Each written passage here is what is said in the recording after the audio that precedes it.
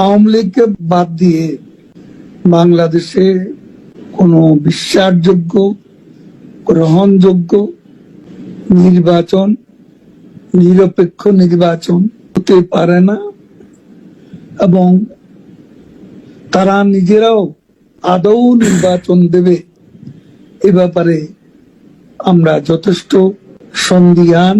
হাইও রে বাউজির ভোট, তুই ঠিকই কইছস। কারণ আওয়ামী লীগকে বাদ দিয়া কোনো বিশ্বাসযোগ্য দল হইতে পারে না। আওয়ামী লীগকে বাদ দিয়া সেরা আওয়ামী লীগটা মানুষ এরকম ভাবে ঘৃণা করে, কুত্তার থেকে আওয়ামী লীগটা মানুষ ঘৃণা করে বেশি। কারণ তোরা এরকম বিশ্বাসযোগ্য দলীয় আসিলি, তোরা দিনে ভোট করছ লাতের বেলা, তোরা দিনে ভোটটা করছ লাতের বেলা।